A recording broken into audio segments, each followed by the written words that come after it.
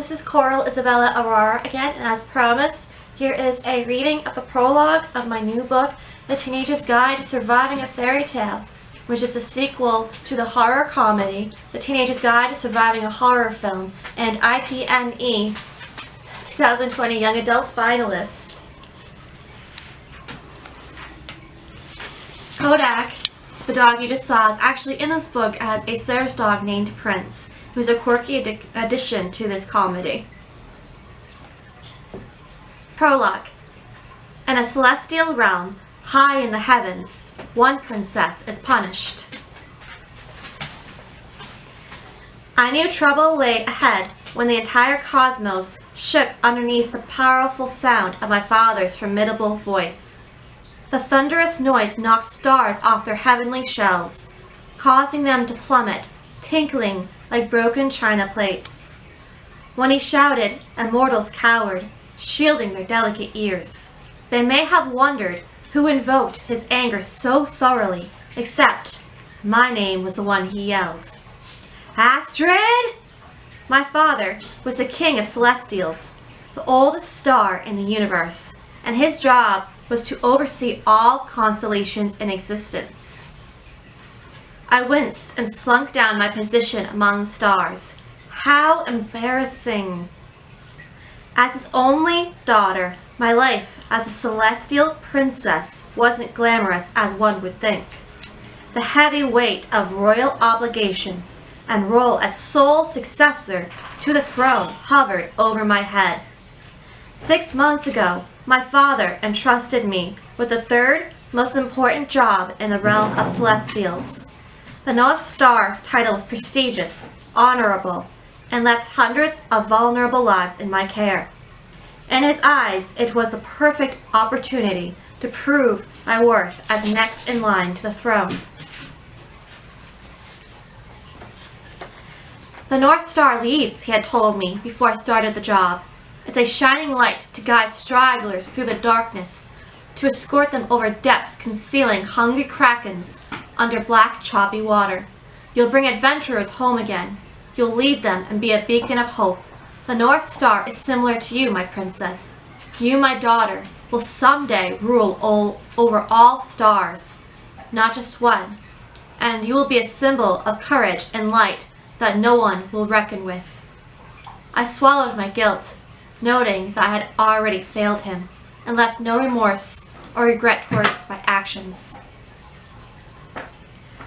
The divine realm forbids stars from interfering with voyagers on Earth. Travelers counted on the steadfast constellations for celestial navigation, a method used to map the ebony night sky. A star should never lead a navigator astray. Their purpose was to guide wayward souls. They existed to shine, not to think. During my job, I witnessed multiple horrible tragedies at sea. It was inhumane for the divine realm to expect me to sit still and watch villains murder the innocent. Because of this, my heart and head switched places without permission, and I made a few dire mistakes. Only a few. 4 months ago, a seaside city called Larmar Kingdom planned an attack under the cover of the midnight sky on a local peaceful native tribe. I couldn't ignore their wrongdoings. It was impossible for me to allow the heavily armed royal fleet to kill the tiny tribe to steal their gold. So I flitted about the sky and practiced my old childhood ballet routine, leading the celestial navigators into a dangerous coral reef teeming with sharks. I only sunk 2 fleets, casting their own Larmar chests filled with 1,000 gold coins, heading to the royal bank to the depths of the unforgiving sea. No harm done, right? Those coins would have been cast by the roiling waves onto the shores of the tiny native village. I hoped they enjoyed their new riches.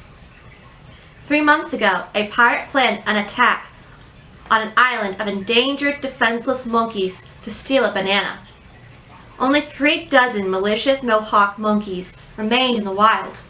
So I bobbed up and down in my seat as a northern star, confusing the navigator into sailing headfirst into a cliff.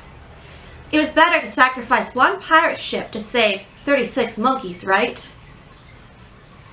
Those monkeys worked hard doing, well, nothing, to earn that banana. Now, they would keep all the bananas to themselves, and the pirates would have to trade another fruit for their favorite, beloved, banana bread recipe. 2 months ago, Larimar Kingdom's Prince Edwin attempted to assault the mermaids, who shared a lagoon with their people. They thought attacking under the cover of nightfall, again, was a stroke of genius. I stole another spot in the Ursa Minor constellation, leaving the North Star position vacant. They searched for the famous North Star all night, and in their quest, they crashed into a small dock on the outskirts of Larimar. Of course, they lost 1,000 gold coins for the treasury collected from ruthless tax hikes. While transporting it to their bank 4 months ago, that money would have been useful for restoring the shattered dock, and it took the government weeks to raise new funds, which displeased the townsfolk.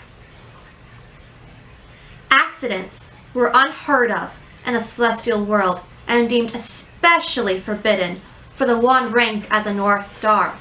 Celestials often fantasized of earning my prestigious job. They worked for it their whole lives. Although most immortals spent decades drooling over the most desirable position, I received it as a young 17-year-old girl. Guilt beleaguered my thoughts.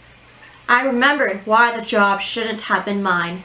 As an adolescent, I already ruined the 4th most crucial role in heaven. I could blame it on my birth, since I was born with an intense amount of cosmos fire. I could even accuse my astrology of being underhanded when it gifted me with a temper. But truly, it was my righteous heart, the conscience plaguing my center, that aided my indiscretions.